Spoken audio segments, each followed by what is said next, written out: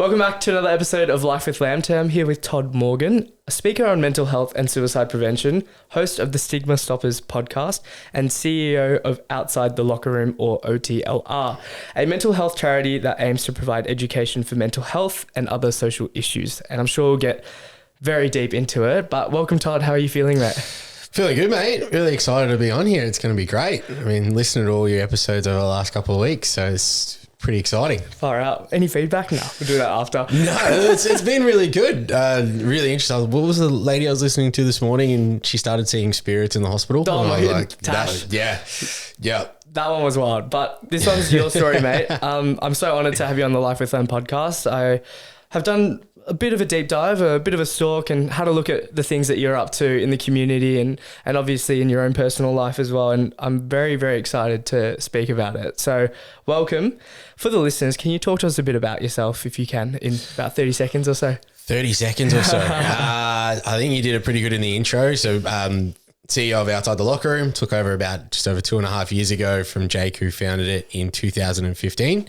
Our main focus is to go into sporting clubs and provide mental health education and welfare support with partnered welfare services there. And then just be that sort of safety net for most of those communities, just in case something happens with mental health or they have a few questions around what's going on with their culture inside of their own sporting club. They can give us a call and we can provide them with their expert knowledge and a guidance on where to go. So there's lots of facets that go into what I do. And then just me, I'm a footballer, mate. I love football. Coach the twos down at North Ringwood. Back for Collingwood, so probably just lost half your listener base there, mate, but that's fine. I don't really care. And then, yeah, just happy, man. Happy, friends, family, all the fun stuff, 2 dogs. It's all good. The premise of the podcast today is mental health. For the listeners, can you define what mental health means to you? Well, I think as soon as someone says the word mental health, everyone just goes with the negative, like depression, anxiety, schizophrenia, bipolar, or even just waking up and having a bad day. That's where most people's minds go to. And one of the big things I think when we talk about mental health is it's holistic. It's everything that encompasses it. It's the fun times, it's the happy times. It's also the neutral times where we spend so much of our time at a neutral base with our mental health. We're working, we're out with friends or family, and we're just sort of sitting there watching TV. That's a neutral base of mental health. And then we always have these ebb and flows where we're not always happy and over the top and life's incredible, but we're also not always down at that depressed end. Even though there are people that are down at that end, there's always a mixture and a change. So for me, when it comes to mental health, it's not a taboo, it's not a stigma type of conversation to be able to have, but it needs to encompass everything. So it's not just, so how are you going? How's your mental health? Oh, well, today's bad, or 3 weeks ago I had a really bad day. I'm actually asking you about all the good stuff as well. And I want you to tell me about all those good stuff so we can celebrate it and enjoy life as much as we possibly can. 100%, mate. I think the neutral aspect and actually respecting both sides to mental health is a very refreshing perspective. I think a lot of the times we're either trying to negate it and go into like the really positive stuff and like, how can we fix you? How can we get you to like this level? Or, are we recoverable from the position that we're in currently? Or like, are you suffering from anxiety and depression? And those words get thrown around quite often, but being able to navigate just the neutrals and having that sort of more passive approach to it is very refreshing. So love that so much. And it's about trying to find that neutral as much as you possibly can. And then those good times that come with it. I think everyone sort of gets into a neutral, especially nowadays with social media and with photos and with, watching TV shows and all that sort of stuff. We forget that the neutral can just be sitting there and watching TV with our partner, and that being, a really amazing holistic thing for our mental health. It's a really good cup filler to sit there with family or friends or just the dogs and watch TV or sit outside and read a book or whatever it may be. They're the neutral places for mental health that are really, really needed. And we do shy away from them a little bit because it needs to be the 10K run that's going to make us feel incredible with our endorphins or, something else that makes us happy, like going to play football for me, for example. But finding those neutrals, enjoying those neutrals, and then getting back to that habits of when I've got poor mental health, using those neutrals to get me out of that poor back to neutral and then hopefully back into that positive as soon as possible. Absolutely. My powerlifting coach is an incredible testament to this. He loves just keeping you at maintenance sort of thing. And as long as we keep you at maintenance, you'll start to progress. It's not like, let's ride the highs, let's go for your 1 rep max and just bomb out, and then you just hit rock bottom again and you have an unsustainable sort of build up. It's like an up and then a down and then up and down. Yeah. It's not linear, but it's this progression that's a bit more smooth and it's a bit more sustainable over a long period of time. So I love that idea of mental health, mate. It's interesting you say the maintenance one. A really good one that comes into mind as soon as you say it is for us, a hubby. He was the trainer for George St. Pierre, and a really, really good podcast with Joe Rogan, and he's done a few others. But he talks about maintenance and neutral and with training, in that he wants to go in and he wants to train, and his athletes want to train every day. So there's no point in trying to go as hard as possible, getting yourself to a point, but then you've got to take 5 days rest. He goes, go in and just get yourself into a state of play, which is really kind of neutral. And when you've done it over 2 years, it's really kind of boring. But you go back every day because you know you can go back every day. You're not feeling sore. You're not burning out. You know, you're still keeping that social connection with your training. So that's the same in life. You've got to find the maintenance of play, the maintenance of life every single day, so you can continue to wake up and stay that consistent state that what you are. Todd, what does mental health mean to you? Why have you been involved in this space? It's an interesting one. I guess every time I get asked this question, it's always sort of go to the negative, and probably easier just to start there and then come back into the positive later on. But for those that have probably known me before, they'll know part of this story, and there'll be obviously some details that I can't go into. And I'll put here a bit of a trigger warning. We talk about suicide and self-harm in the next sort of 10 to 15 minutes as we go through this. But for me, it took me a long time to try and figure out where I sort of first came into identifying that mental health came into my life, and sort of why and how I got to this point in the organization that I'm in. And it took me really long. Like, I'd been working for outside the locker room for probably 5 years before everyone went, oh, wow, like that's sort of where it started. Where it started was I was 7 years old, and I remember my sister's 10 years older than I am. She was 17 at the time. She came home and was just distraught, like was just really upset. Mum told me, go to your room. And it's just sort of overhear that unfortunately her best mate's little brother had taken his own life. And so as a 7-year-old, I never really clicked on what that actually meant. But that was my first sort of introduction into, I guess, suicide and self-harm and what mental health could be. Going through teenage years, I think we all go through ups and downs with our mental health when we hit puberty. It's well documented. We're not going to go into that. You can go and read all those sorts of things. But I was one of those ones that sort of went up and down, didn't really know where I fit. You know, how does all that kind of things work? And at 16 years old, walk into work at Target to be then ushered into an office to tell you that one of your managers had taken his own life. So really sort of interesting phase there at 16 years old to be able to go through that. And the knowledge that I've got now and the knowledge that was there for mental health when I was 16 is completely different. But one of the things that they did was they told us how he did it and where, which was nowadays is you don't do that sort of stuff. You try and keep the details away from it. And for me, I was going to school where I had to catch a train every day, and I'd have to go past that exact spot every day.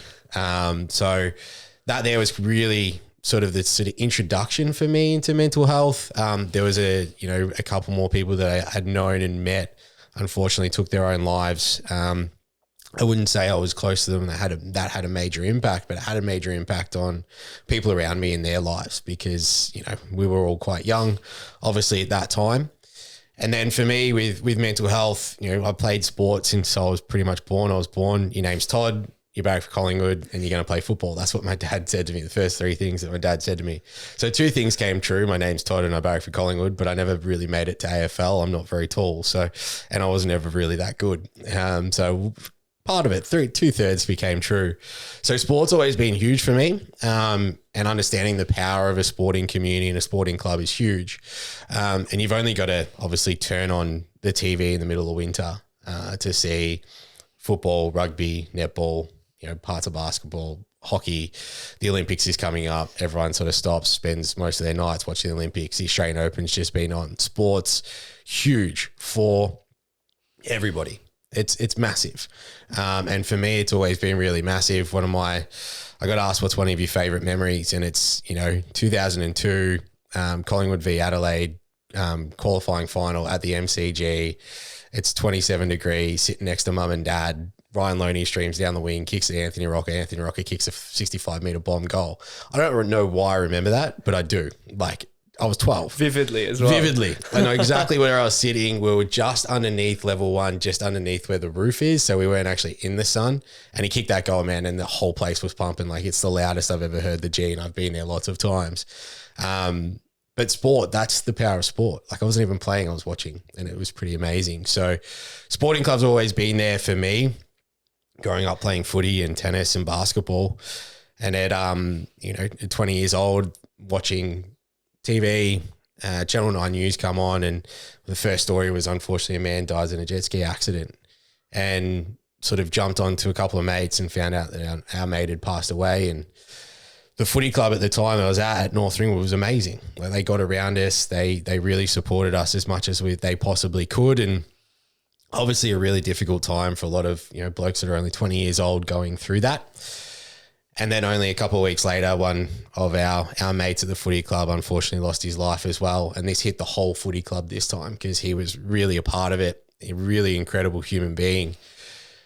And so to watch a sporting club get around each other to get through that difficult time, and even nowadays they're still spoken about down at the club, is really amazing to be able to see that. To be able to walk into a place and have 180 mates just because you pull on the same coloured polo or jumper on the weekend is awesome. So that there was, a really big eye opener for how, negative things happen, but positive things happen as well around those times. And to see communities coming together is really important. Fast forward a couple more years, a mate I went to high school with, we were sort of best mates at high school. I was a PT at the time, came into the gym one night and he's like, "Hey mate, want to get my life back on track?" And was in a really disheveled state when he walked in.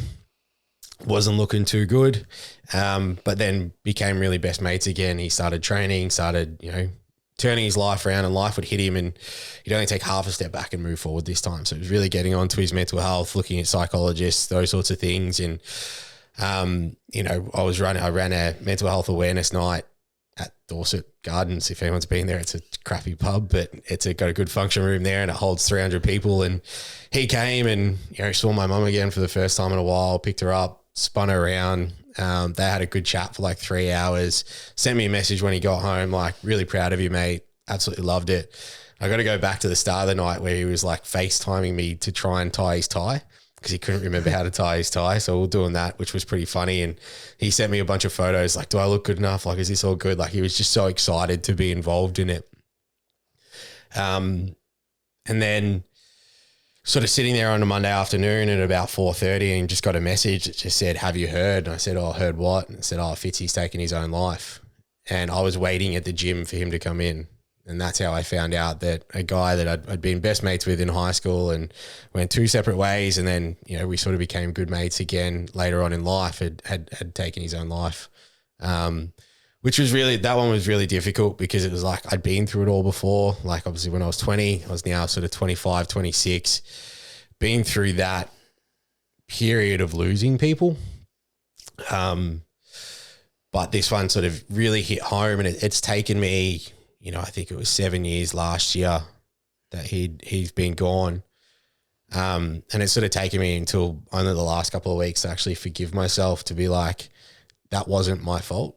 And it was, his mum's been really good on that sort of stuff. But I'm always like, I was in mental health at the time. I was seeing the signs, but I thought he was good. And, his mum's been awesome. And like, I saw him, mate, and we still didn't stop him. And I think the other thing too for me is also like, I've been to that point where he was feeling. So to be able to then go, when people are like, "I don't know how they did it," I'm like, well, if you want to sit down for 4 hours, I could fucking tell you. Because I've been to that point. I've been to that edge where it's just sort of like, I'm going to take away, all the problems I'm causing for everybody else. But there's also the other feeling of, I just want this pain inside of me to end. And we know that that's not, the be all and end all there. Life does get better. There are things that you can do. And it's not to say that he wasn't trying, but he also wasn't doing things that was going to help him at that point in time. but there was a lot of, I had to forgive myself, and it's still taken 7 years to even start that journey to get there. So the next couple of weeks after that, when he'd taken his own life, massive blur. I can't remember most of it. I have to go back to my mum, where I've spent most of my times living by myself. So lived at mum's for a fair bit. She has to explain most of it to me inside that sort of 2-week period. I can't really remember heaps. Said goodbye, was still sort of working in mental health at the time, and his mum called me up, and I still remember the day. It was overcast, Chapter 2, Heathmont. Come to for coffee. I was like, okay. And she sat at a table, and I still remember the table was right next to the fireplace. And she goes, stop being a PT and go work for OTLR. I said, okay, well, what do you want me to do? And she just goes, go tell Jake's story. I was like, well, what story do you want me to tell? And she said that if he was still playing sport and part of that sporting club community, things would have been really different, because you have that 100, 150, 200 mates, both men and women, that are around you. But also what he was going through, and this is a big thing that people in that state don't really understand, and it's a hard hitting one when you tell them, you're not unique. Your journey right now, people have gone through it, and they've gone through something similar. And everyone's like, oh, you don't know my journey. You don't know about me. And I've heard that a lot in different podcasts and from different people. And it's like, okay, I don't specifically know exactly the steps that you've gone through, or I'm not you, so I'm not going to say I know exactly what you're going through. But guess what? Whatever situation you're going through right now, someone's been through before, and they've got the tools to be able to get through it. And if you don't talk about it, you're not going to get through it. And that was Deb's biggest message was, for her, it was young men, but for what we do at OTLR, it's everybody. So I think that's a really big point to make, that, there's still 2 women a day that take their life, and most self-harm injuries are women that present to ED throughout the year in Australia.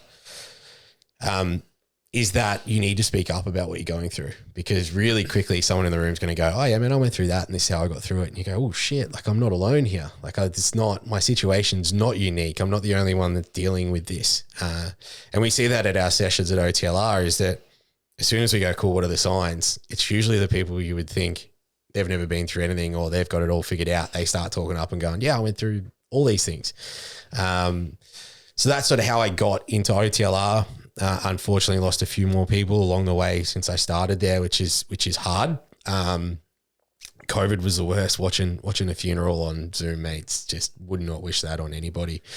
But unfortunately that occurred. And I guess now the whole point of mental health is just to try and spread the positive message as much as we possibly can. Yeah, that's my, I guess, negative story of how I got into it. There's so many positives that I've seen across the years. And as I said, the sporting club aspect's just one aspect. But that's sort of how I guess got into mental health, and sort of fell into it really. No training, no study, no nothing. And just my mate's mum said, go and do this. And I went, okay, sounds good. Thank you so much for sharing. That's so much to go through at such a young age, and to come out the end of it and trying to make a difference. I can only have, I guess, like good words of praise for you, and just what an incredible story. I guess so much to unpack as well, like a lot to dive into. And before we get into the positive stuff, I had a couple questions as well. Like you mentioned the idea of overseeing like the breakdown in groups because of the deaths that happened that were a bit more distant to your own personal circle. Can you describe the feeling it was? Can you describe what the feeling was like when it hit a bit closer to home? Like when losing someone closer to home. It's the feeling, and everyone's different. And sort of when we go into a community, and unfortunately I'm working with a few communities at the moment that have lost people, not to suicides, just unfortunately lost their lives. And the first thing we always say is, whatever you're feeling, just feel. Because if right now you're like, I don't know how to feel and I should be crying, and you're not crying, don't stress about needing to cry or be emotional or anything like that. It'll either happen or it won't. And if however you go through this and however you deal with it, you just need to feel that. And so everyone's going to be different. For me, unfortunately, it's not a good thing that I know this, so it's an unfortunate one, but I know exactly how I'm going to deal with trauma once it comes for me. So I knew when Fitzy wasn't here anymore, I knew the next 2 weeks I wasn't really going to be that emotional. Like I was going to sort of put what do we need to get done? What are the actions that we need to do? Okay, funerals are coming up, wakes are coming up, celebration of lives are coming up. These people need support, so I'm going to go support them. I just sort of knew that's just how I always am. But there's other people that will get really emotional and break down right at the start. So everyone's going to be super different. Me, I just go numb and then just focus on what are the actions. And that's how I am. And then I know sort of 6-7 weeks down the track, that's when I'll be sad. That's when I'll have my moment, because it'll all hit then. And I know how to get through those periods. But everyone, as I said, completely different. It could hit them in different ways. Absolutely. I guess like if on the topic of losing someone, like I lost my grandma at the age of 14, but that's one of the only deaths that I've experienced. So like to juxtapose that with your story, not to like compare or anything, but I think it hits so close to home when it's part of your personal circle as well. So I guess the message is like these things can happen to anyone, and it's so important to be speaking about it and sharing. I guess speak to us about the idea of speaking up. I think it's getting better. It definitely is getting better, but still the idea of speaking about your feelings is so taboo. There's a stigma surrounding it. Yeah. How do you navigate it? Yeah, so I'm glad you brought it up. And speaking about your feelings probably doesn't really have a stigma or a taboo. I think we know this for a fact from some of the research we've done with our sessions, and I'll touch on that in a second, but not everyone wants to talk about their feelings. And not everyone wants to sit there and go, these are my deepest, darkest fears, because they've probably worked through them. Now, to give you an example of this, we worked with the Victorian Police. We worked with officers from there. We took a little bit of research and the data is pretty cool. But one of the things that came up in that session, and it transfers over into mental health and in life in general, was we asked sort of, why do you not go home and debrief with your partner? And an officer in the room went, if I go to a really harrowing incident in the morning or at some part in my shift, I have to debrief that 5 times at work. So I have to debrief with my partner. I have to debrief with my direct boss. If it's really bad, then I'm going to have to go into a meeting and debrief there. Then I have to write the report and probably then debrief it with the next shift coming on. He goes, I've already worked through it because I've debriefed it 5 times. And he goes, I don't want to go home and then relive it again with my partner. I want to go home and do the things that I do for fun and what makes me happy, which is a big part of our programs. Because I just want to go home to my partner and just go walk the dog or go and get a coffee or go out for dinner or go for a run or just sit on the couch and have a wine and hear about their day. He goes, I don't want to have to debrief something again. And he goes, that's where the fights start. And I said, well, did you go home and tell your partner that? And he's like, no, why would I do that? And I was like, so if you explain it that way to me or to them, they're going to completely get it. They're going to be like, oh no, well they don't need to debrief again because they've already done it. They've already worked through their trauma from that incident. And I think that's the same for everybody. Sometimes someone's going to want to sit there and go, this is how I'm feeling. And I'm feeling either good or bad. And I want to talk through it. But sometimes they just want to leave it for now and go and do something that they enjoy doing or be a part of the community that they're a part of or be with their partner or their kids or whatever. And that's actually their therapy. Your therapy can actually be, and your self-care can actually be going to walk the dogs, which is one of mine. Mine's not going to get a coffee and sitting there talking about my feelings. But if we go walk the dogs, I'm probably going to be like, oh yeah, today was pretty crappy and this was why. I'm not going to deep dive into it. But by the end of that walk with the dogs and a mate, I feel so much better. So there's going to be, I think that what I'm trying to get across is talking about feelings will happen sometimes, but you've also got to understand you need to turn to someone and go, how do you want to be supported? What can I do for you? Yeah, definitely. That is so interesting and like such a good perspective to have. I think like when I can sense that someone is going through something, my first thought to go to is, are you okay? Like, do you need anything? And speaking about it is like my outlet, but the fact that it might not be for someone else is so pivotal as well, because that person might not be ready to process anything, or they might not even want to process it at that time as well. Yeah, where a lot of people really get frustrated is when they ask someone who's going through a difficult time and that person goes, I don't know. And then they get real frustrated. Like, just talk to me, just tell me. I don't know is the answer. because when you're dealing with someone who's going through a challenging time, they've got an irrational mind, and their mind is like just a big jumbled jigsaw. So when you ask them what's going on, they go, I don't know. They can't put the pieces together at that time. So you just go, okay, no worries. Because in a week or 3 days or in an hour, they'll put the pieces together in their mind and they'll be able to go, the answer to what's wrong with me is X. If you keep getting frustrated, that's just going to compile the problem. So if they go, I don't know, you just go, okay, no worries. Well, how can I support you? What do you want to do? So is that what you leave with? Because I can imagine so many instances where, you know, you say, okay, leave it. And then I'm just saying the worst, but they might take their own life. Yeah. So if they, and again, that's, I guess, leading with that, that's a bit of a tough one. But most of the time you're going to be able to understand or have a feeling that this is a situation that I can't just leave at this point. If we're just talking generalized, someone goes, oh, I don't know what's going on. I don't know what's wrong with me today. That's okay. Hey, I'll check in with you in a couple of hours. I'll check in with you tomorrow is a really good one. But you're going to be able to get a sense, you're going to be able to get a feel from someone who is going to take their own life that you go, this is not something I need to leave at this point in time. One of the interesting ones, and this comes from my counselor, Nat, she's pretty amazing, and we have some really good, deep, we do work together as well. So we have good discussions outside of my sessions. But one of the things she always told me was those that have been thinking about suicide for some time will actually tell you how they're going to do it. And they'll start to get their affairs in order in some way. So you'll have a feeling for quite some time that this person's probably going to take their own life. But there is obviously the instances where it's just a split second decision. But going back to the I don't know one, you'll be able to know if that person's in danger. I have heard that before, like the person that is considering has normally planned it out and thought about it for quite some time. So sometimes it's hard because people think that it's a split decision, but it's something that they've been sitting on for quite some time. So I like that piece of advice. I also wanted to touch on the idea of like helplessness. Yeah. I guess in your case with Fitzy as well, helplessness is something you would have felt immensely after. After that one? Yeah. Yeah, it definitely did. How did you navigate it? Yeah, I think it's an interesting one. Like, it sort of goes back to what I was saying before about like being okay in the neutral with your mental health and in life as well.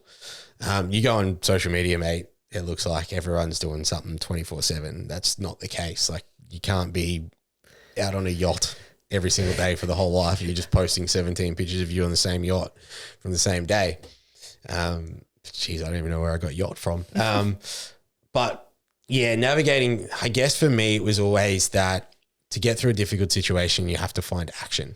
So you have to find the steps to move forward, and they can just be little steps. Like, I'm going to get up. Okay, I'm going to make breakfast. I'm going to have my coffee. I'm going to go to work. I'm going to, get my exercise in. I'm going to go back to football. I'm going to go back to my social situations, go and see mates, go and see family, those sorts of things. Where your hopelessness comes in is where you just sit and you just wallow, and you can't do that. You have to be finding action all the time. So for me with Fitzy and how I navigated that was really, really good social circles. My friends and family are pretty amazing. I have to credit most of it to his mum and his sister, who were absolute rocks throughout the whole situation. Deb and Rhiannon are absolutely incredible to go through that, but also be there for everybody else was huge. So to have them doing that sort of definitely took away that helplessness feeling of, shit, I could have done something here. But they were really, really good supports and have been for a long time. And then it just sort of goes back to whenever you're feeling like that, you can talk about them. Like, you don't want to lose the memory of your mates. So when you turn around and you go, they can heard Glycerine by Bush, which was one of the songs that, brings back the memory all the time. You can shoot a message to someone and just go, Fitzy's on my mind today. And that's a good thing because you're not forgetting them. You're not, and I'm especially not forgetting him.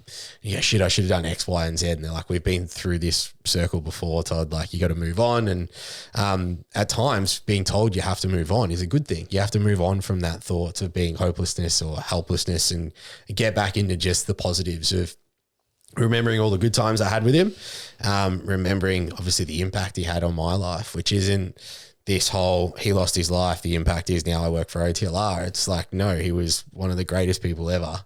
Had a huge impact on my life just by being him. And it was, it's sad I only got a short period of my life with him, but let's remember the positives and move that forward. Absolutely. When does the idea of processing and going out and doing things to sort of take your mind off it become a negative thing?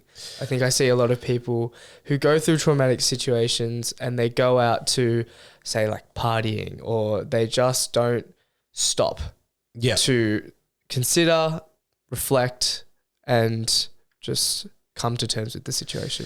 I think it's a really good point you bring up around when does it become too much. I think the question is, when does choosing the wrong coping mechanism become too much? So there's the ability for people to go through a traumatic event, potentially losing someone or losing a job or going through a breakup, whatever it may be. Now, usually you go, say, for example, through a breakup, first thing is your friends go, let's go out, let's get drunk, let's do this. So you've got to find the right coping mechanisms. Now, having a drink and partying sometimes is okay, but if you're doing that every weekend, as you say, we already know that's going to be detrimental for you. Or drinking every night is going to be detrimental, or drinking by yourself and having too many drinks away from a social interaction is really bad. So it's about, I guess, when does it become too much? Well, it's probably too much when you notice it as being a poor coping mechanism. Drinking, going out too much, drugs, that's going to be bad. But if they're turning around and going, okay, I'm going through this, I'm going to go and exercise, or I'm going to try and put myself back into the community and socialize a little bit more, become part of a gym or a run club or wherever that may be, or join a group in some way, then that's processing it really, really well, or going back to doing the things that they like doing, whether that's walking the dogs a lot. It could be, fishing. I can't stand fishing, but if people like fishing, by all means, go for it. Could be going back to pole dancing or dance classes or whatever it may be to fill their cup back up. Now, they might throw themselves a little bit too much into the exercise, and you can start to go, hey, you're training twice a day, every day, you're burning out. I can see that. It's really a case by case. There's no real direct answer for that, but it's also looking at what the mechanism is for their self-care. And if it's drinking too much, well, you can pretty much pick up on that pretty quickly. Absolutely. Great answer as well. The idea of, I guess, feeling hopeless is something I definitely want to unpack a bit more. Like, you're someone who's seen a lot of deaths happen in your life, and that's not something that I wish anyone to have to go through. Did it ever wane on you in the sense that, hey, maybe like I don't actually have the capacity to facilitate a healthy mental health space? As in me to as go in you, out. as in like going into OTLR, becoming CEO, being in that space. That I didn't have the capacity to do it. Jesus, good question. Yes. The answer is yes. Like that imposter syndrome of 100%. This has happened. I've had that my whole life, my friend. And yeah, it's an interesting one that we actually spoke about as a team. So every week we sort of have a question of the week. Some random ones are like, which band would you be in if you could be in any band? Which band would you be in? Oh, put me on the spot here. Yeah.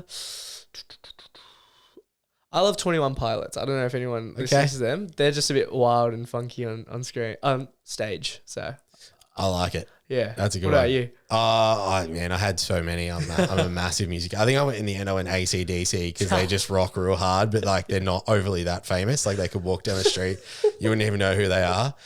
Probably that. That's I love it. But we actually had one of the questions is like, sort of I think it was one of your fears, or like what's one of the most negative things about you? And pretty much a lot of the team that we've got had imposter syndrome.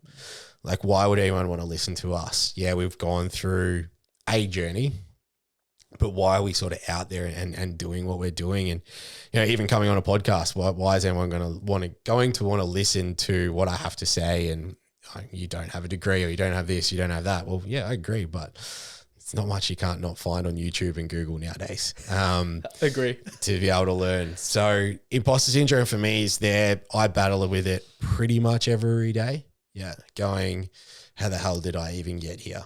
And I think the big imposter syndrome for me was that why have I sort of been in this industry for so long when it was off the back of just Deb go and tell Jake's story? So it wasn't even something that I had envisioned and I'd planned and I'd wanted to do. And at times it's like, sometimes I don't even want to go out there and tell my story the way I tell it, because I don't want to go relive what I've gone through. And we train our facilitators that if there's stuff you don't want to say, don't say it on the night, like if you're not feeling it. But every day I have to sort of pinch myself and go, okay, I'm in this situation, so let's make the best of it as much as we possibly can. And there's a guy who works with me, Tim, who came on board at the end of 2022, who's been really good for that. In that, no, you are spreading the right message. Look at all the stuff that you've done. You know, we're doing good work. And I think with what we do and the content that we provide at our sessions, having it looked at by professionals and making sure it's evidence-based, that we can put it in the hands of anybody, they can go out and run it, and it's going to be an effective program. But for me, how I navigate that, just, mate, sometimes I can't even look myself in the mirror. Sometimes I just look at it and just go, the fuck are you doing? Like, what are you doing? This is fucking go and be a firefighter like you always wanted to. But I know the position that I'm in now, where we're going and sort of what we've done, I'm in the right position. I'm in the position that I need to be in. I could be just a facilitator and still be happy. I don't have to be CEO. But being a part of this organization and where we're going now is definitely where I need to be. And that fight's going to be there every single day, that imposter syndrome. I've just got to push it away and keep moving forward.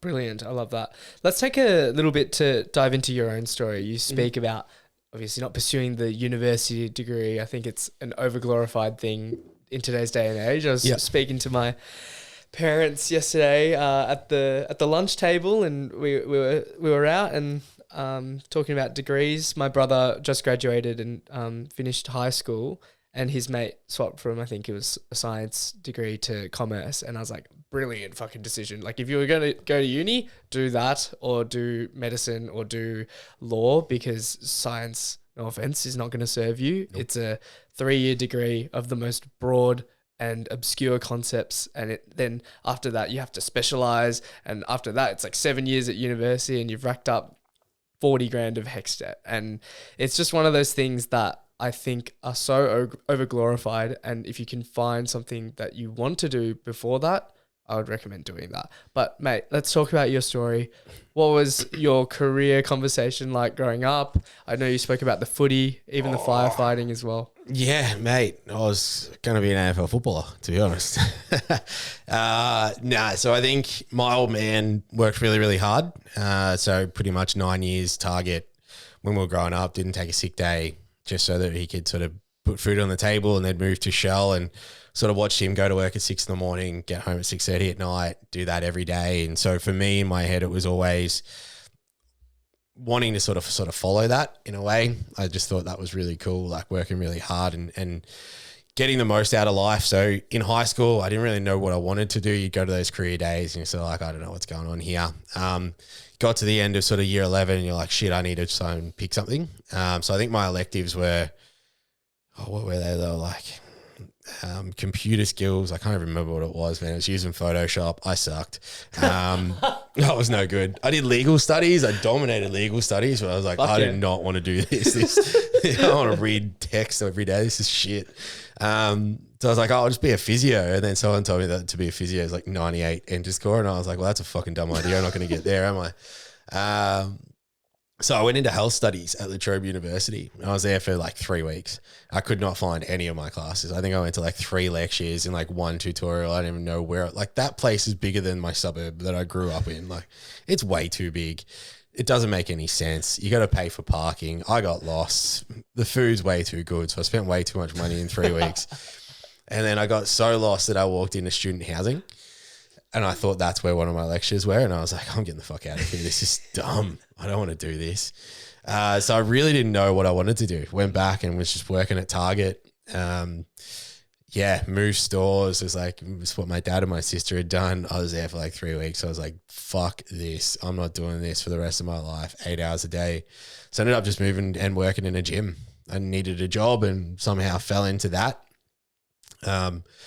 never, as I said, never really had an idea of what I wanted to do for an actual career. I just knew I wanted to sort of be like my old man and get into something and work really, really hard. So sales in a gym, then did a PT course. So studied PT, which was pretty cool. And then did that for a little bit, but actually got offered to apply to be a lecturer at where I did the course. So I wasn't a PT for very long. That came up. I was a pretty obviously loud and talkative student. So ended up getting the job and becoming a lecturer of the Cert 3 and 4 course. And that's where I learned so much. Just the people around me. We had a really incredible team.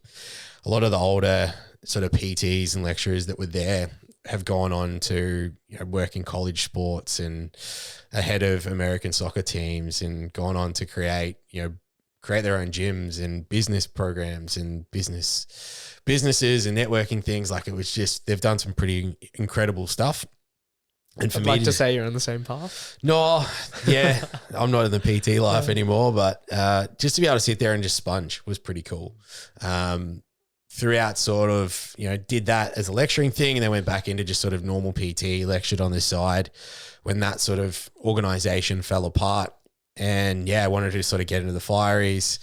Every time I got right to the end, there was like 500 people for 50 spots. So I didn't get in that time. And then the next couple of times I was traveling. So because it's like a 9-month span to get into the fireys, every time I got to a certain point, they were like, oh, you got to come back for this test. And I was like, I'm in America, man. I'm sitting in Miami sick and pissed. So no, I'll just go into the next one. And went to the next one. I was like in Bali, I think. So I was like, oh, I'm screwed. So fiery was probably the only one where I've actually turned around and gone, shit, I'd want to do that as a career. So if I wasn't doing this at OTLR, I'd probably go and try and be a fiery. That would be where I'd go to.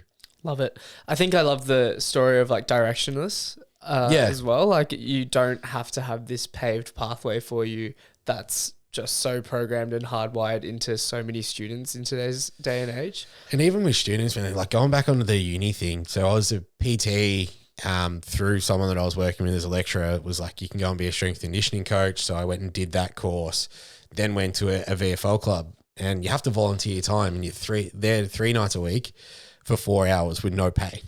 And it's a stepping stone for if you want to ever get into AFL. So that's really what I wanted to do. Train athletes, go to AFL. And I was like, you know what? I'm renting. I can't afford 4 nights a week, not personal training people. So 3 nights a week at 4 hours a night, not personal training people, and not getting rent coming in, basically. But I did it for a preseason. Like, I stuck to it. Within 3 nights, every single one of the footballers that was at the club figured out everyone that had an exercise science degree was useless.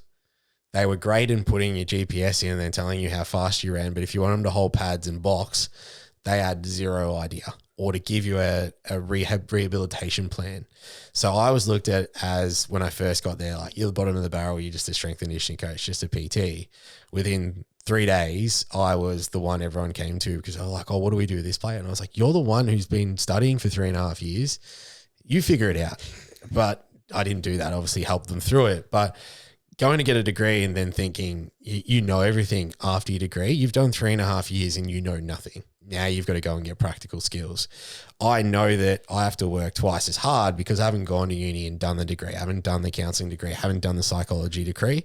So I'm never going to sit here and go, I know everything. That's why I network as much as I do and try and sponge. And if we don't know the answer, if we can't do it, let's go and find someone who has the answer and they can do it and give the business to them, or send people their way for support. But if you're coming out of any degree from uni, most of the time from what I've seen, and this is even from counsellors, you know very little. You know what you've been taught at uni, and you come out and you've got a huge ego. Trust me, we'll probably bite your head off and push you back down and go, your knowledge is awesome in some aspects, but probably not the practical aspect that we need it to be.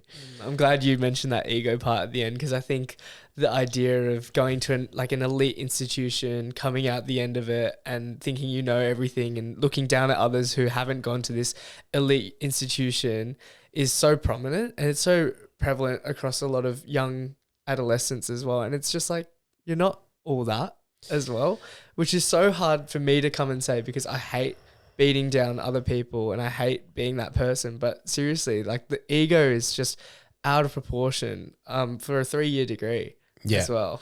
I think one of the big things we get with any of our facilitators that come through, or what we call our welfare chance counselors and psychologists, or people that come and want to do some work experience, especially at OTLR, we go, look, just continue to be a sponge, because you'll learn so much. And like every single day I learn something new from the people that I work with or the communities that I go to.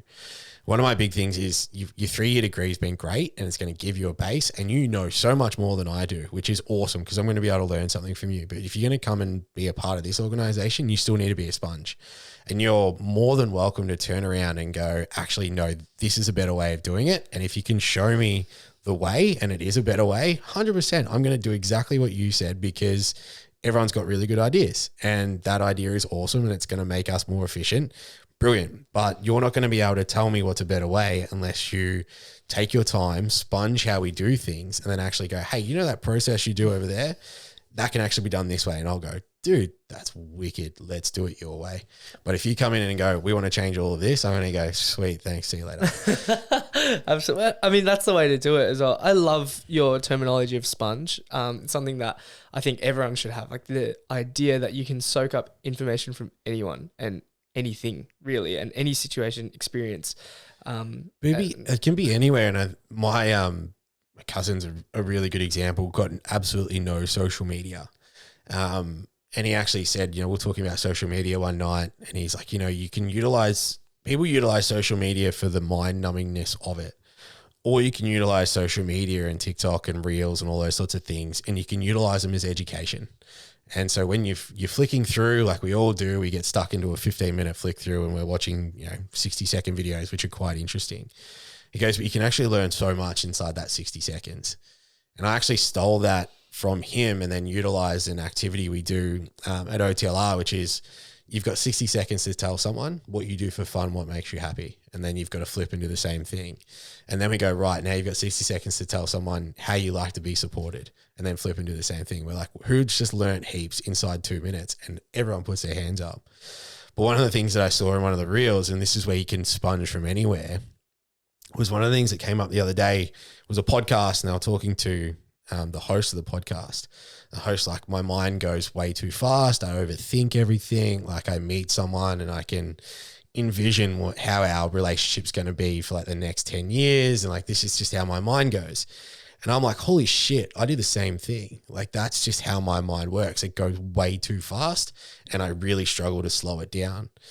And the guy who was on his podcast went, you're looking at it as a negative. It's a gift.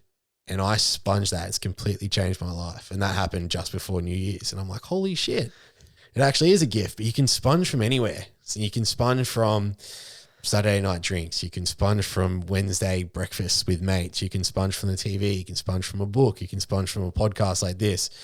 If you actually sponge everything, you can pick what actually works for you and get rid of all the stuff that doesn't. 100%. I think it's a great point to bring up, especially like when we do come out of university thinking like we do know it all, and almost look down at people who like haven't completed a degree, like they don't have the capacity to learn. But it's such a horrible way to go about it, looking at people who haven't done the degree or haven't gone to an institution and looking at them as if they're inferior to you. It's just like not a way that we should be going about. Have you seen the new book and the new articles coming out? I think you'll like it, where it's like the people who got A's work for the people who got C's. Have you seen that? No. I'm going to try and find that book. I'll buy it for you and send it over. I saw it the other day in the bookstore, and I'd seen a few things on it, but it was like people who got C's, they don't really come out with that ego of like, I know everything and this is how I'm going to climb the corporate ladder. They're usually more creative thinking. And those that got A's the whole time and come out and they're like, right, I've got the degree, I know heaps. They're usually the ones that end up working for the C's in the end, because they've got the more networking skills. They can relate to more people. They put their ego aside. I'll find it. I'll send it over to you. Please, mate. I'm on my reading era. So it's good. I'm sponging, mate. We could book talk the whole time. We probably need to do another podcast on book talk. Oh, please. Oh my gosh. Thanks for sharing about like your direction as well. And it's an incredible rhetoric in terms of you don't necessarily have to know what you're doing, but as long as you're sponging, as long as you're reaching out to people as well, these things are probably two components that will guarantee like a particular path. Like for you, it's OTLR. Like you would not have come across that had you not reached out or spoken out to people, or sponged a lot of information as well and found different ways to go about your life. And I guess for myself as well, it's like, yes, I did the degree, but I networked, I spoke to people, I put content out, and you never know who's watching as well. They're going to just come across your stuff and be like, this is the most incredible thing ever. I want to work with you. And that's like literally what's happened as well. And it's so interesting when you see, like, I think one of the big things for any of this is network as much as you possibly can. Like, get to know as many people as you possibly can. Like, the business that creates like washers for screws, they make so much money. Now, who actually imports the metal, who then presses the metal, what factory workers are in there packaging it? Like, people fall into so many different jobs that you would never have known. And a lot of people love those jobs and they get paid so much money to do it. Like the guy who makes the plastic sticks for Chubba Chups, that guy probably, or girl, whoever owns that business, they're probably worth so much money. This is what keeps me up at night at 12 o'clock at night. I'm like, I wonder who makes the wrapper for extra chewing gum, because they would have heaps of cash. They would have so much. So, but you can fall into anything and you never know where your passion is going to come from. Some people are going to be passionate about chewing gum. Some people are going to be passionate about the clips on backpacks. Like, you just don't know where yours is going to come from, but you can network, and that's going to open up so many doors that if you ever get yourself to a point where you are lost or you lose your job, you can just turn your networks and go, hey guys, who's got a job? And you can get one, and you might end up loving that job. Absolutely. And it being the best thing ever. And it's the idea of like, just be kind as well. Why walk around going about life with a brick wall and not letting anyone sort of into that circle or your little bubble, because you should be speaking to people. Like, we're humans, we're made to connect, we're made to interact with one another. 100%. And look, as I said before, you know, I don't need to be CEO. I'm happy to go back and just do whatever. And as long as I'm still working for OTLR for now. I think one of the big things we definitely see when it comes to mental health is everyone wants to be their own boss and start their own business and do all these sort of things. It's also like, well, you can do that, but if you also ever like being a part of a team where there is no real hierarchy and you're all working towards the same goal, that's pretty awesome too.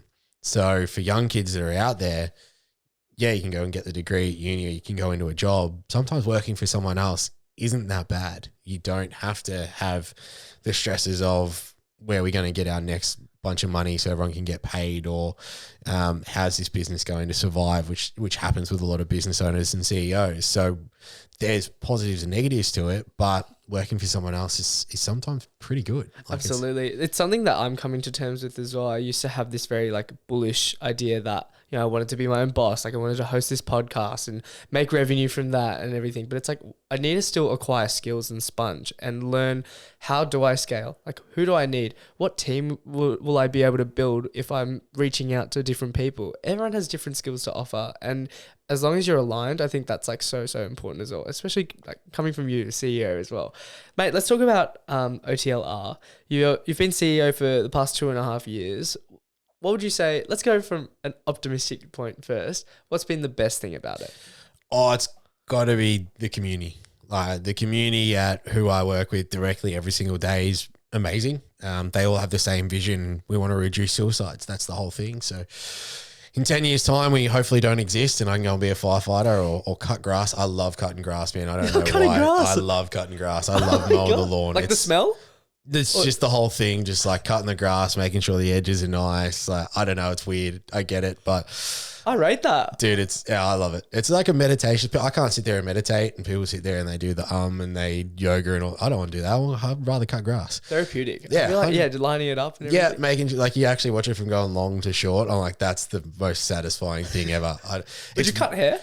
No, I cut grass. For anyone out there that wants a really good cut and grass Instagram, Turf and Surf. No, Surf and Turf. What a name. No, Turf and Surf, sorry. Yeah. Guy in Queensland, Mick, he's got a whole page directed to just cutting grass. It's the greatest thing in the world. Yeah, Turf and Surf is what it is. Oh, shout out to Turf and Surf. Yeah. I love that. You'll be onto it and you'll be like, what is this? This morning's one was a whippersnipper going around just like cutting grass, and I was like, that's just... Did they just time lapse that and then... He time lapse himself mowing his own lawn, and then he posts like other videos of lawn. Yeah, brilliant. The shit you find on Instagram, honestly, man, it's weird. Mate, there's a market for everything. I'm not gonna lie. 100%, there's a market for everything. Like if you like llamas, there's pages for llamas. Yep, that's it. They're the angriest bloody animals in the world. The old llama. But no, says the community is definitely the biggest one. All got the same destination we want to get to. The team that I've got at OTLR and what we've got at OTLR, look, most of them are at capacity because they're pushing really, really hard for what we're doing. And just the communities we work in, going to sporting clubs or schools or businesses is pretty amazing. Like you walk in there and everyone's like, they're going to talk about mental health. This could be, this could be bad, or, what are they going to stir up and I'm going to be triggered. But we use that holistic view. And the first question we ask is, what do you do for fun? What makes you happy? And people are like, well, this is mental health. Like, where's the negative? And it's like, no, what do you do for fun? And so I did a session in Northern Territory and pretty much 95% of the people were like, we like fishing.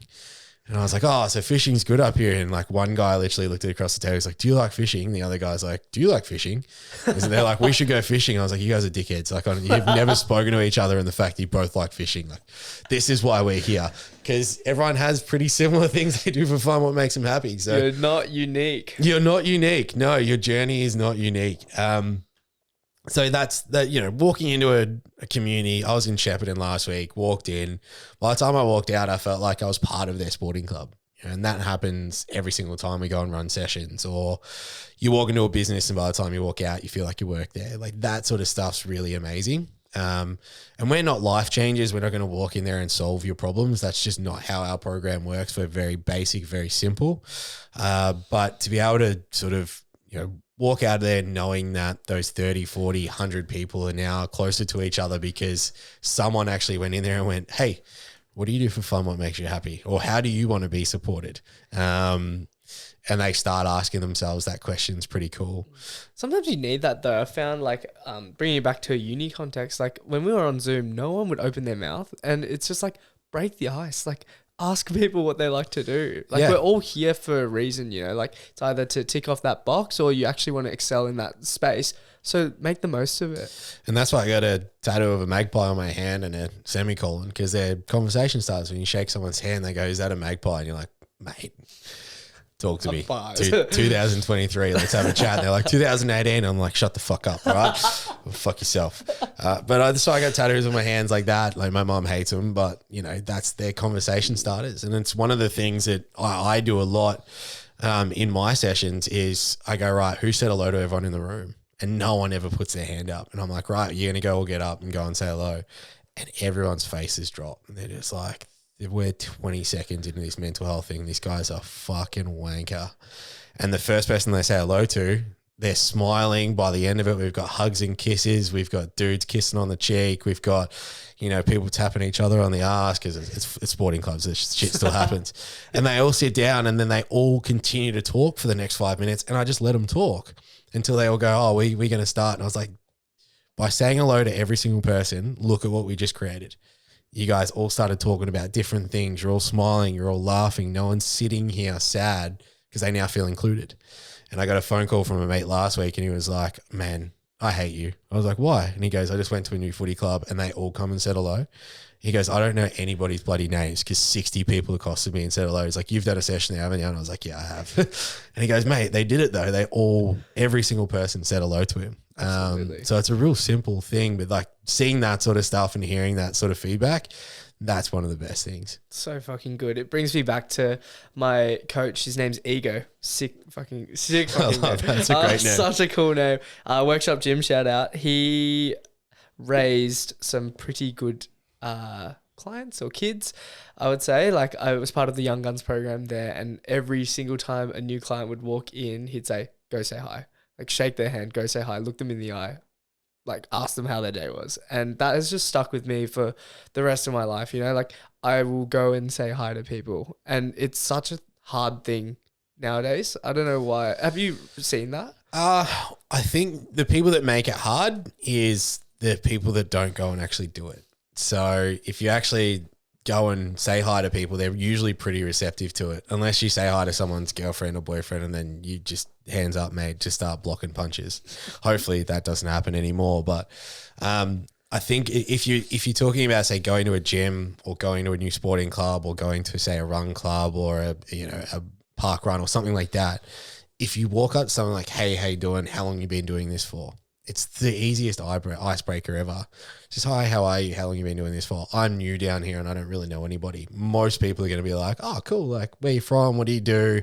And that's where the conversation starts. So how it becomes harder is if you're feeling nervous about going to say hi to someone, they're feeling nervous about you going to say hi to them. So if you just walk up confidently like, hey, how you doing? Like, my first time here, or hey, I haven't seen you before. My name's whatever. And they go, oh yeah, cool. My name's this. It's, if you're fine about it, you just got to be confident and everything's all good from there. It's called an icebreaker for a reason. And it's about taking accountability as well. Like, let's just like take accountability, break that ice as soon as possible, because you never know what kind of relationship you're going to spring out of it. No. And if you don't know what to talk about shoes.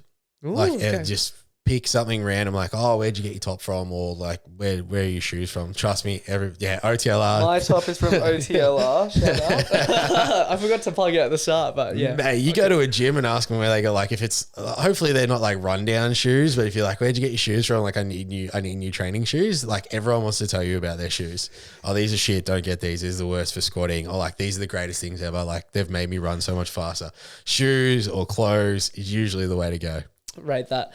At OTLR, I guess let's expand a bit more about it. Like, what do you guys do? You host a lot of like chats, conferences, incursions, excursions. What is it about? So the main focus and what our program is 2 60-minute education sessions. So the first session is always based around mental health. So we go into sporting clubs, schools, and businesses and do that. But our main focus is the sporting aspect. So 60 minutes, really interactive. So it's not me standing up the front or any of our facilitators standing up the front and going, hey, here's our knowledge, off you go. And everyone just sits there just going, I'm so bloody bored. Like, why do they not paint these white walls again? These are just like, it's just like, that's where my mind goes most of the time if I was listening to that. So we go, right, here's a question. You guys give us your responses. So for example, what are the signs of someone going through a mental health challenge? Well, the signs in Shepparton are completely different to the signs in Baldwin. So let's get them to tell me what their signs are, because their signs could be completely different in their community as well. And if we go to a really rural area and it's all farming, trust me, their signs are so much different to what anyone from the city is. So brilliant, give me 17 signs. And then they list out 17 signs in 3 minutes. And then we ask the groups to, read back their signs. If you've got the same signs, tick them off. Anyone got anything different? Yeah, I've got this. Where'd you learn that from? That's really interesting one. Oh, this is what happened. And then they start to share their stories. So it's all very interactive, very similar to a lot of other programs that are out there, just different activities as they go through. And then we've got another 7 topics that people can choose from. So drugs and alcohol, gambling, resilience. They're the other 3 main ones that we do for the more serious ones. Cyberbullying was that one. And then you've got resilience, leadership and culture, wellbeing and lifestyle, and Todd, inclusion and respect. So there are 8. We also have guest speaking spots. So we might get called up. It's like, hey, can you come and guest speak for 30 minutes and tell us your story and provide some motivation? So we'll tailor that to suit the community.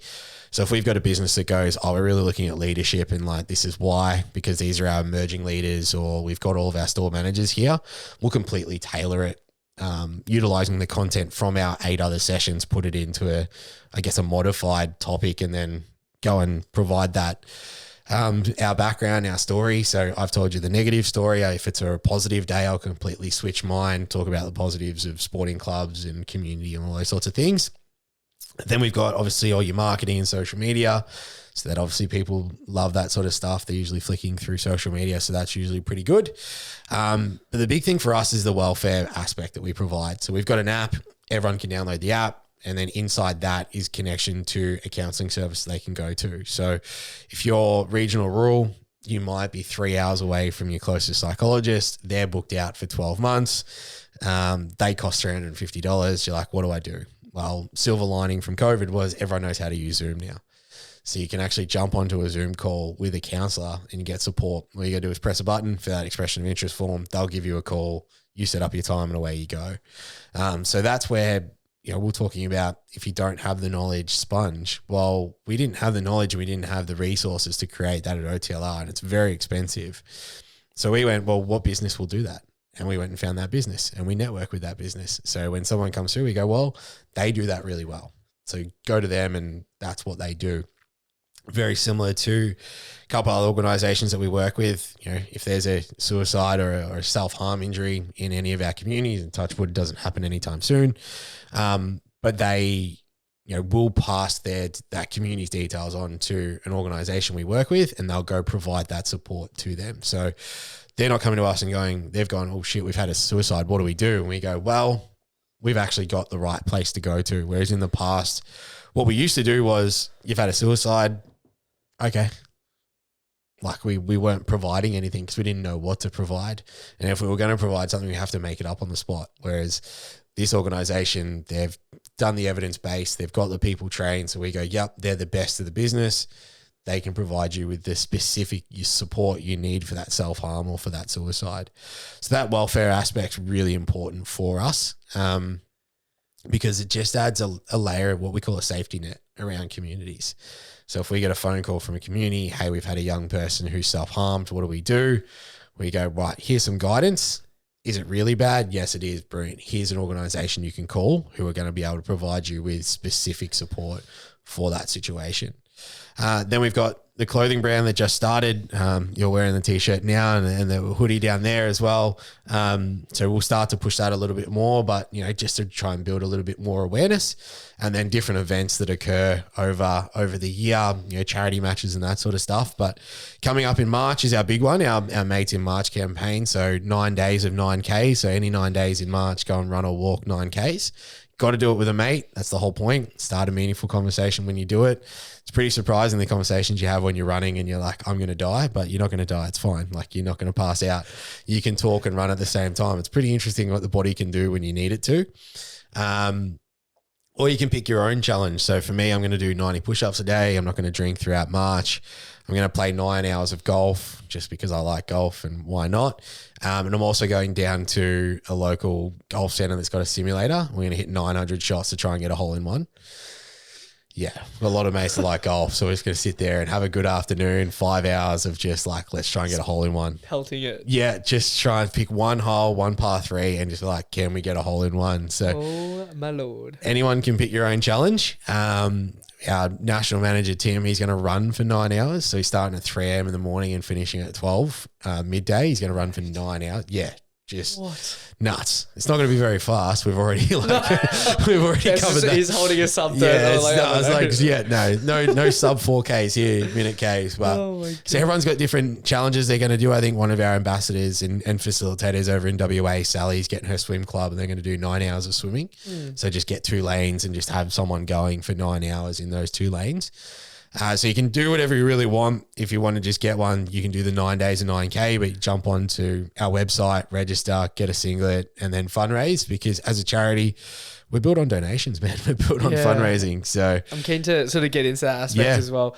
Where does 9 come from, firstly? It's 9 suicides a day. Okay, brilliant. I wanted to ask, I wanted to comment on the idea that I think it's amazing that as an organization, you've recognized your capacity and sort of your lack of knowledge in particular spaces, or lack of facilities and an ability to navigate it, and like having the humility to be able to flick it over to another organization who is a bit more tailored towards, say it was self-harm or suicide. I think that's incredible. Yeah, we do it a lot with other orgs that are doing the same thing that we are, which is education programs. Like, we came together as a team and we went, you know, there's funding out there, and we can get into the funding aspect, but there's funding out there for inclusion and for consent, you know, in schools, and obviously a really needed topic. But we know that we went, well, we would have to fully create new sessions.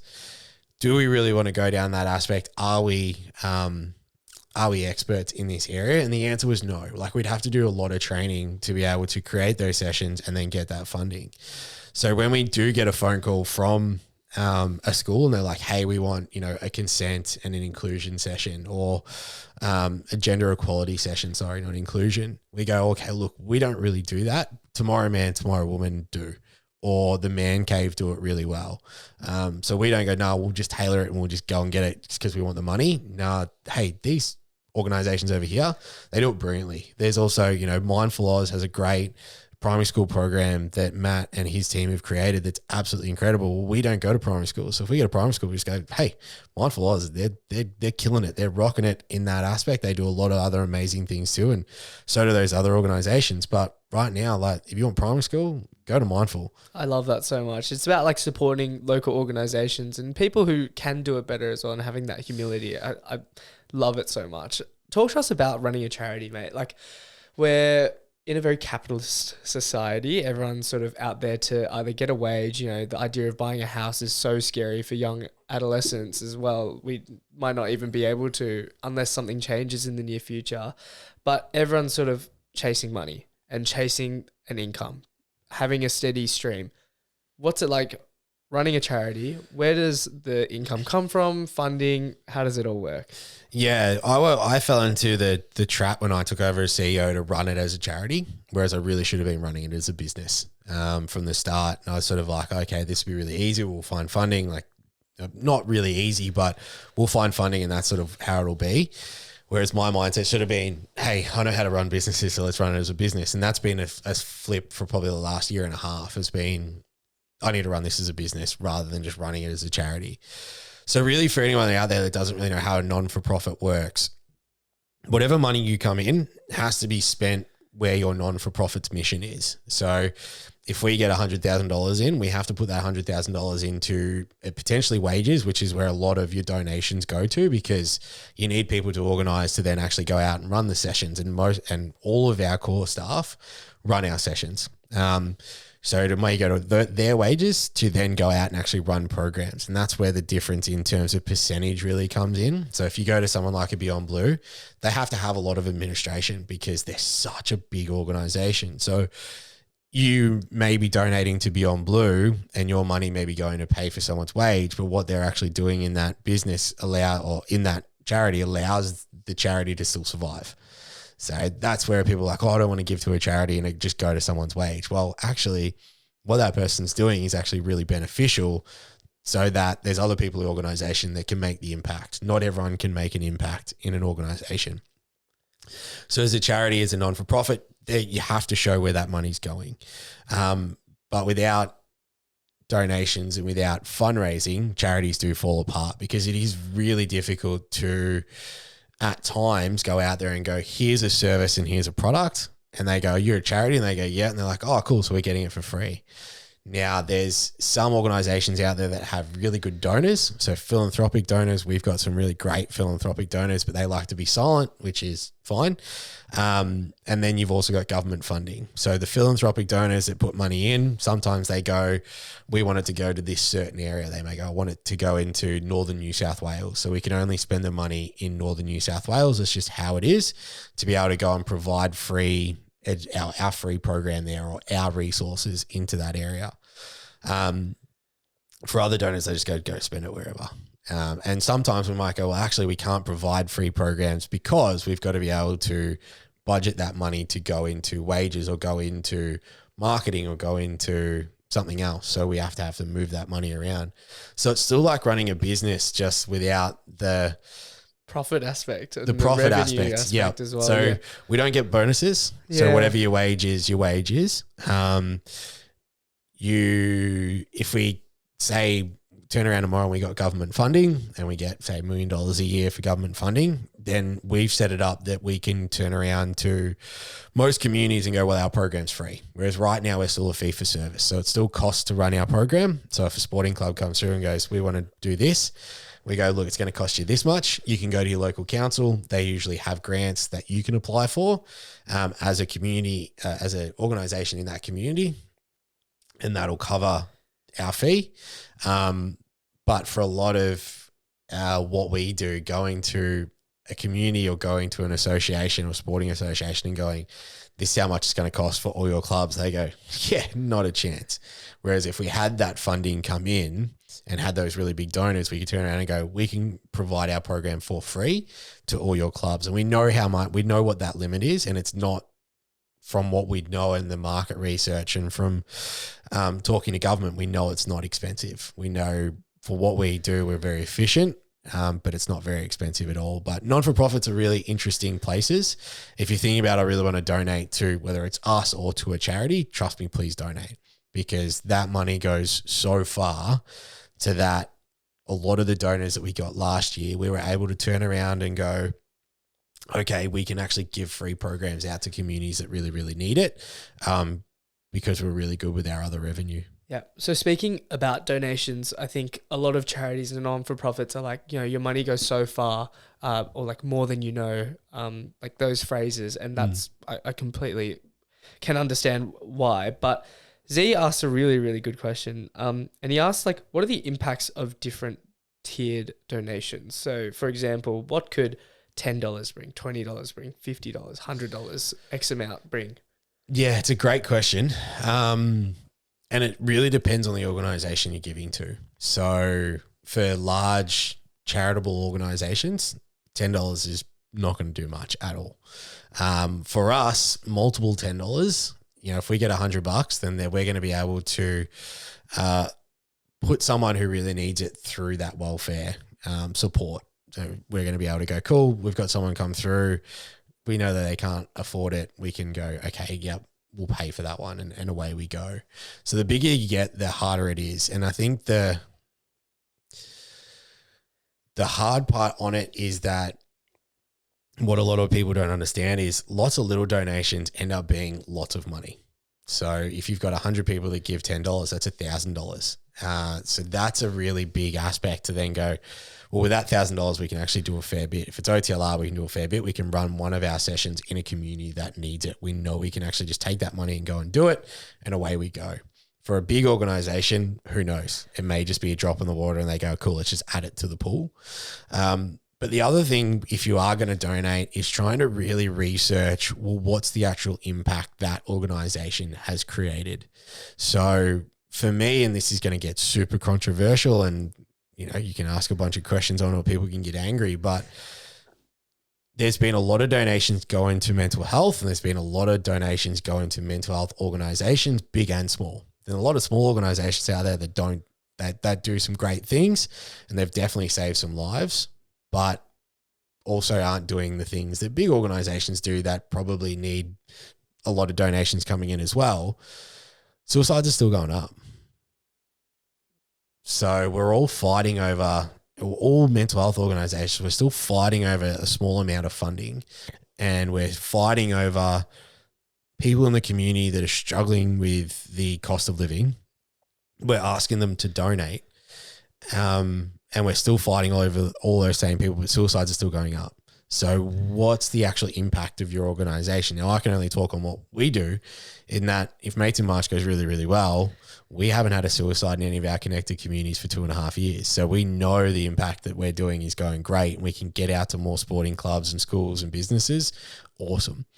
But if you're going to donate and someone goes, oh yeah, we're going to be able to do this. Well, show me what you've already done. Show me what you've done on very little money first, before we start throwing hundreds of thousands and millions of dollars at you, for you then to show us your impact. Show us your impact first on a little amount of money, and then we can get there. So it's a very murky world when it comes to funding. Yeah, absolutely, mate. I think like from a consumer perspective as well, you're told to donate to XYZ organization, and you're like, well, which one is different? Like, which one aligns with me a bit more? So do you have any advice in terms of navigating the murkiness of it? I think when it comes to donating for people, you've got to go with your heart and where it actually lies for how it fits inside you. So if we're in the mental health space, there's going to be organizations out there that, as I said before, they do the consent and the equality. Now, we don't do that. So if that's something that you really resonates with you, then go and don't donate to us. Go and donate to somebody else, so they can keep doing that amazing work. They can keep running those sessions. They can keep paying their facilitators to go out there and do it.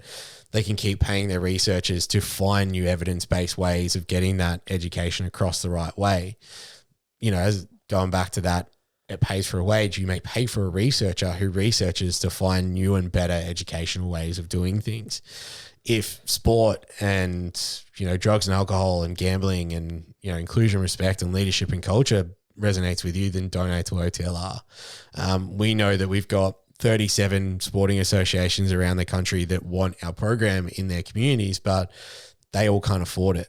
And that's not just they can't afford our program. They're really struggling to hold on to their own staff at this point in time, let alone donate to a charity like ours. So find one that really fits with you. It could be the Breast Cancer Foundation. It could be Peter Mac. It could be, whatever, Leukemia Foundation or the World's Greatest Shave, all those sorts of things. If it resonates with you, then donate your money there, because there's going to be a lot of people out there that can only donate once or twice a year. Definitely, man. This question might be a bit heavy, but does it upset you that I've just done a bit of Googling that I guess the Australian government revenue, this is 2018, 2019. So my figures might be wrong, but I feel like they'd be pretty consistent with the amount of money that's coming in, was $493.3 billion. And you may get funding sometimes or you may not. Yeah. So the government's a really interesting one, because we were, advanced talks with the Liberal government before they lost to Labor. And the way it sort of works is when there's a change in government, new ministers come in, they then have to learn their position, and that takes time. And then you've got to build up a new relationship with the new minister. Now, if they already knew they were getting in, they've probably already built relationships with different organisations. This is not just in mental health. This is in transportation. This is in everything. So unless you're ahead of the curve on who's going to get voted in and what's going on, you really need to be trying to build relationships with lots of different ministers. When it comes to that money, obviously talking to a lot of social organisations like ours that are in the preventative space, it's the hardest space to get funding, because it's like, what's your impact? And it's like, I don't know. We went out and ran this session, but I don't know if that person went home and went, I don't want to take my own life tonight. There's no way of quantifying. Yeah, you can't get that data. You can get feedback to go, that was really great. And, I was in poor mental health and I'm doing better now. But it's, how do I then turn around that in 6 months' time, that conversation with that person had with that guy or their friend over here was off the back of our program? Like, you just don't know. And we're not the only ones. There's a lot of organizations that are in similar spots that we're trying to get that impact across to people and get that prevention. I'm going to get the numbers super wrong, and this is just me pulling numbers out of a hat now. Is this around the ballpark? But for someone who goes through mental health services, say they present to ED, they're really, really struggling with their mental health, it costs the government $934 a day, something like that. With prevention and education and those sorts of things for everybody, not just that individual person, but their family as well, to support them through it, you can almost cut that in half. So the government's saving money if they provide more education at school level or at community level for people, but it's about trying to get across to the government that's you need to put money into prevention. Now, that's not to say that them putting money into postvention or when it's a crisis area, because that's 110% needed. We still need all that funding, but there also needs to be some funding and some they need to identify the right organizations to put money in, so that, for example, like Tomorrow Man, Tomorrow Woman, they do amazing stuff. It's not our org, and I'm going to use them as an example. They're absolutely incredible, but if they had more funding, they wouldn't just be in New South Wales and Vic. They could be in every state.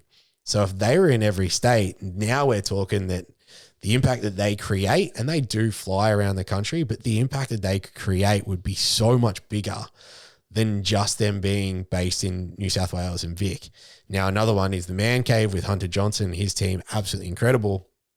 If the government turned around and went, hey, Hunter, how much do you actually need to make this nationwide in every single school across the country? And they gave him the money to do it. Shit, I would love to see that. I would fucking sit back and smile that I know their program's awesome. I know they've had a massive impact. The government should be going to them, how much do you fucking need?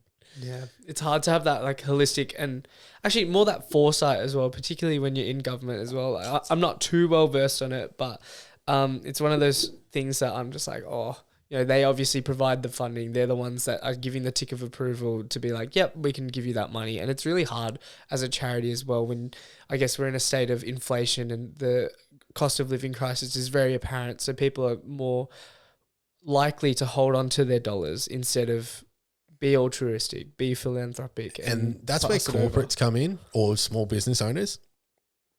You get to the end of tax time and you own a construction company, instead of going out and buying a third drill you don't need, right? Or a third pack of tools that's going to cost you $1,500, donate it to a charity and you still get your tax return back.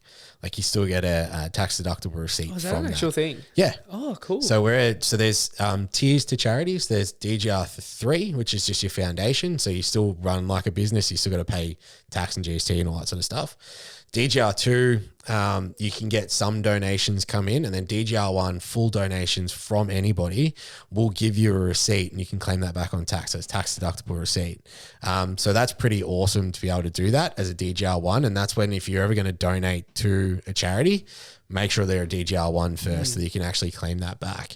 But just going back to like where the money should go and the government having that foresight, there was a really good thing from Bernard from Live for Life, runs an amazing rural education mental health program for youth.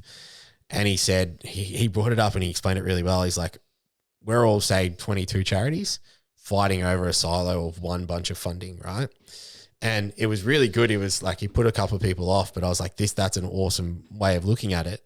He goes, if the government actually took some time and did some research and went, well, actually these 4 charities are the ones making the most impact, let's just give them the money and see what they can do with it. And if they, in 2 years' time, that they haven't made an impact more than what we thought they could, then okay, we go back to fighting. But the government comes out and goes, here's 50 grand, 100 charities apply for it, and then they've got to try and filter through the muck, and it all comes down to how good your grant writing is. Whereas if they actually went out there and researched the organisations, they'd get the right ones that are making the right impact. 100%. It's about that accountability as well from an organizational perspective as well, because you can all be applying and have this great message as well, but what's the actual impact that you're having? Yeah. And what's, are you an organization out there at the moment that's actually networking with other orgs? Like we do it all the time. Like I'm catching up with Tuck Your Feelings on Thursday just for a coffee, just to see, hey, where are you guys at? How can we help? What can we do? Because we know the impact they're creating.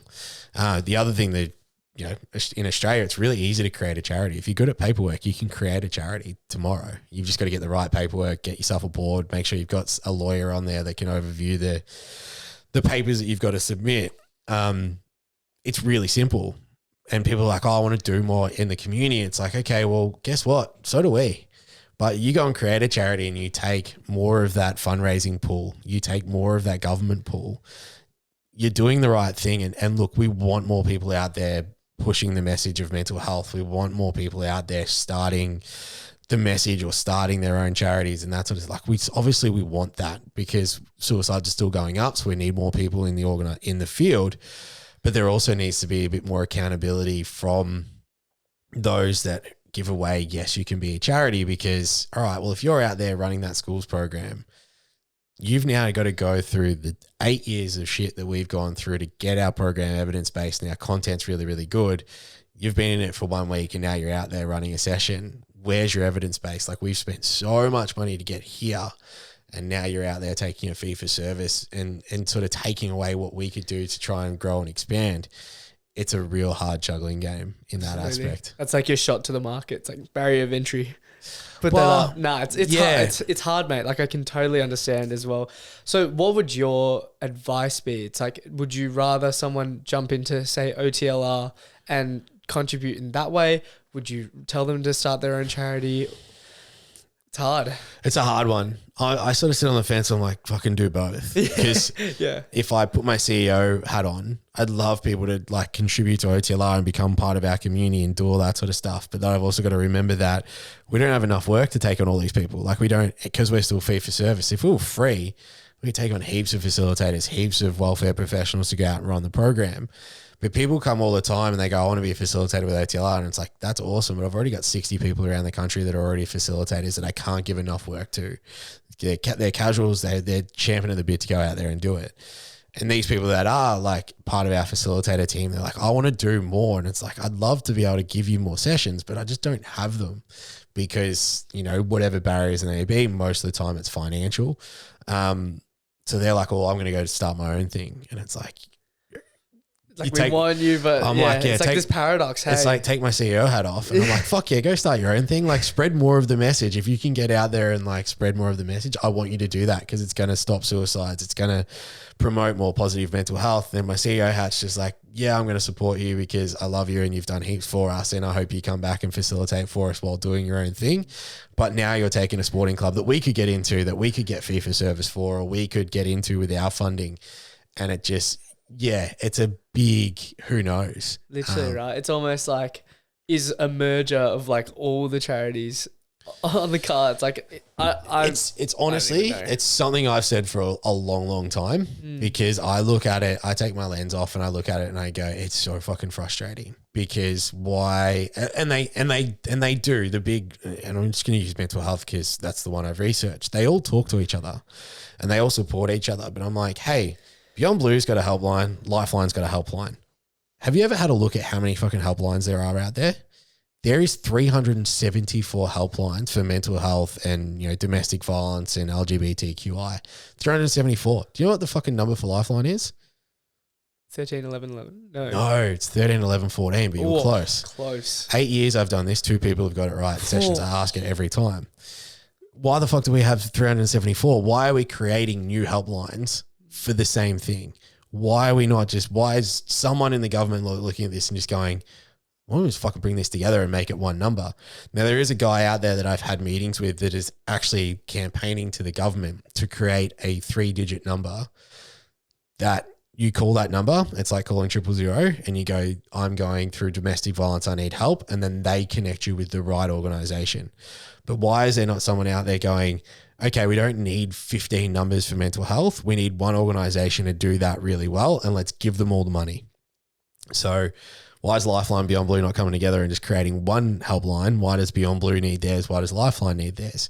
Why does Lifeline need guest speakers? Why does Beyond Blue need guest speakers? Why do we need guest speakers? Like, why the fuck is Beyond Blue not doing it? They're the ones with all the money. So it's this big concoction of, okay, well, we saw a need, or Jake saw a need. Let's go create this in sporting clubs because that's what he grew up in 2015. Now there's a lot of people doing sporting clubs and awesome. Let's get to more sporting clubs because OTLR can't do it all ourselves. But when does it become a point where we go, fucking let's just combine and let's just go to the government and go, it's going to cost this much and we're going to be able to get to all these sporting clubs. And then all these organizations come together and go, we're going to be able to get to all these schools. And then organizations come together and go, we're going to put all our fucking numbers into one number. So it's just super simple. Someone can call us and go, I am an LGBTQI person who is struggling with anxiety.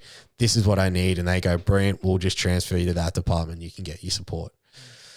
What needs to change?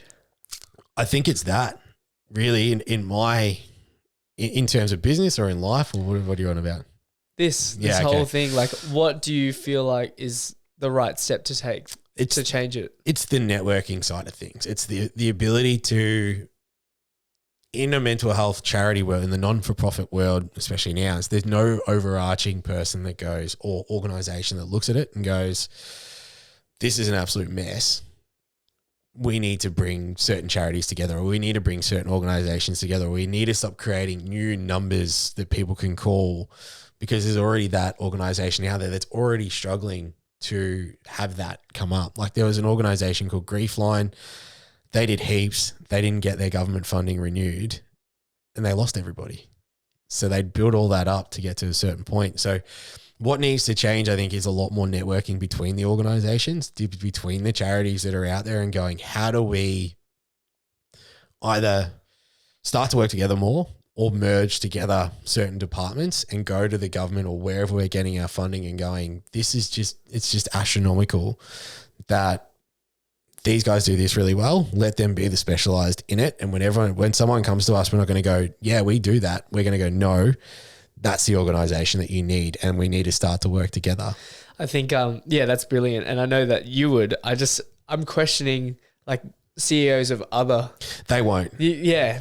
And it's so interesting and ironic almost, because we're in a charitable space. We're in a space where, we want to spread the message. We want to bring awareness to mental health. We want to bring suicide numbers down, but there's no communicating because everyone wants to be at the top. Everyone does. And money makes the world go round. It really does. Like there has been research papers and articles and projects done And we're just dipping our toe into research at the moment because there hasn't been a research project in mental health in sport on the scale that we could do it. And we know that through partnering with Latrobe. So we're collaborating with them at the moment to create something pretty cool. But we're looking at different research projects that in sport that have occurred that got millions of dollars for people to go and research for, you know, a small amount of responses on their surveys that then got the recommendations from it that then nothing happened. So do we want more research and more money going into that to go for what we already know, or would we rather have taken that millions of dollars and put it into a practical organization that could do the research while going out there and running sessions, providing welfare, doing these sorts of things? That's where, yeah, it's a very frustrating world. Yeah, I don't even know where to go from that because it's just like one of those things that... It's almost another whole podcast, really. Literally, it's like a loop. It is like a loop. And I think it's not just mental health. It's so many different things. Like I was listening to a podcast with how pharmaceuticals work in America, right? And that's just astronomical, mind-melting. Don't go down that rabbit hole because you'll get stuck. You then go into... obviously cancer research and those sorts of things. And you're like, okay, well, this laboratory is doing really well, but they're not getting the funding that they need because they're about to get onto a breakthrough because the money's going over here because they have a better grant writer. And it's so weird. Like the whole non-for-profit, where grants go and where people donate their money. It's just it's a weird world. Yeah, it is a weird world, but it brings me to something that like a coach or storytelling coach, Anthony, is on about, and it's the idea of how well can you tell your story? How well can you sell yourself? Because unfortunately, people are going to pick that person, the person that's able to sell themselves, the person that has a more eloquent story, more grabbing, more compelling, and they're going to pick them. And it's just so unfortunate. And it sort of dissociates from the real goal, the holistic goal of we want to bring suicides down. We want to bring awareness to mental health. We want to cure cancer. But everyone's trying to like jump on top of each other and undermine one another. Yeah. And look at OTLR, and this is on me. Like I can tell my story. I can tell stories and they're kind of entertaining in some little way. I don't think I'm the greatest storyteller in the world. Done pretty well. No, I don't. I appreciate it. It's imposter syndrome going back into it. Like it's just me. Like I get nervous every time I go and run a session. Like it's just how it is. But when I took over, it was sort of like, well, let's get a really good product and a really good, efficient service that people are going to take. It's going to have an impact on them. And that's what we wanted to create. And we've created that. Whereas it's not just in the mental health space, but a lot of organizations, they'll tell their story first. They'll build this massive community and then they'll create a service. And to start off with, that service may not be that great. It's not very polished. They haven't done the research and got the evidence. We've gone backwards. Our community, if you go onto our social media, I think it's 6,500 followers on our Instagram because we don't promote it at our sessions. Now, we've done over 55,000 people. We should probably have 55,000 followers. But none of us really because none of us that work there, our whole focus is what's our impact? How do we make sure people walk away with the right information? Now we're at the end and we're going to be like, can you please follow OTLR? Because we know the power of Instagram, but we also know the power of storytelling. And none of us have really sat there and gone, yeah, I'm going to get on Instagram and I'm going to tell my story. I'm going to get on social media, or I'm going to get on YouTube, or I'm going to go on podcasts, because where our whole focus has been how do we support the communities we're a part of? Whereas, as I said to you before we started, getting on this podcast is really cool for me because the team's gone, you need to go out there and start to tell more of the story and sell your story. Me, sell OTLR story and sell what we're trying to achieve.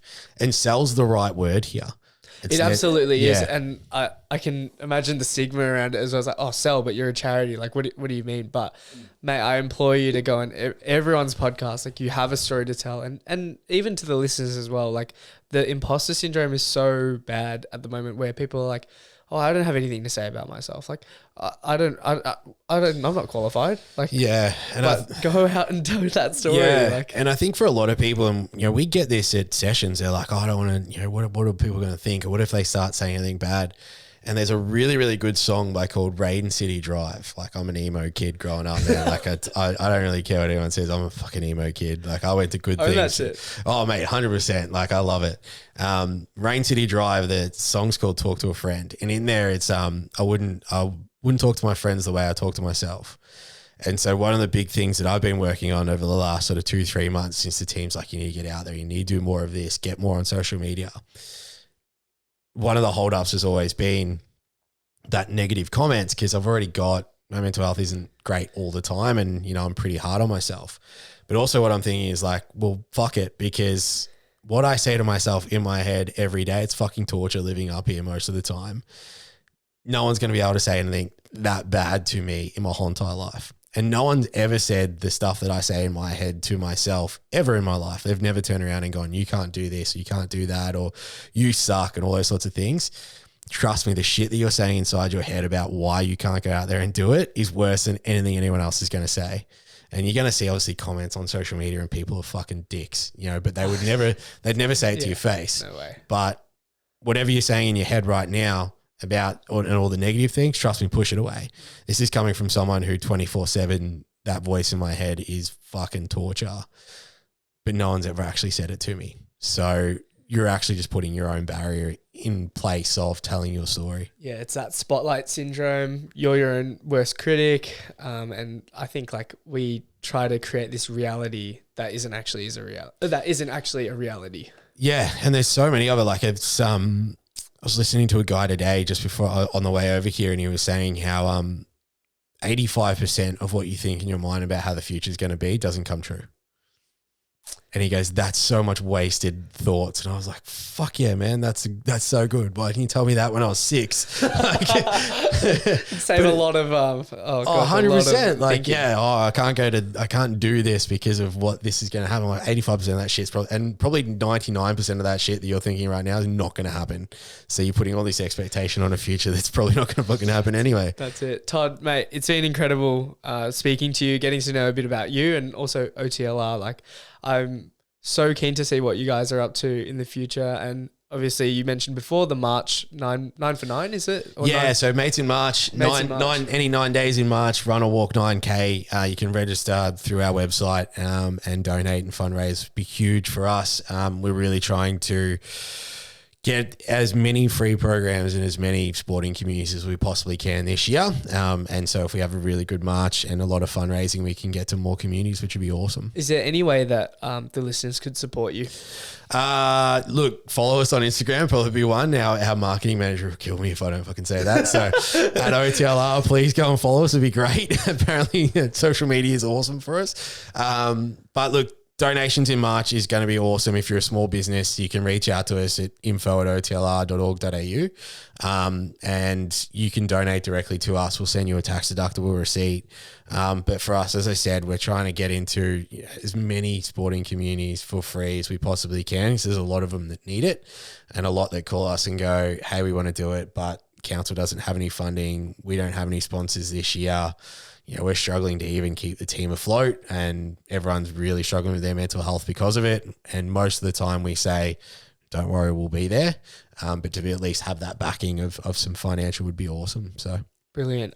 Yeah, again, can't thank you enough for sharing your upbringing and also just the altruism that you're showing and bringing through OTLR. So, yeah, I guess I'm happy to leave it there. Like, I feel like this podcast has said enough about yourself and also OTLR. So be sure to follow @Life with Lam podcast, and we'll catch you in the next episode. Thanks, mate.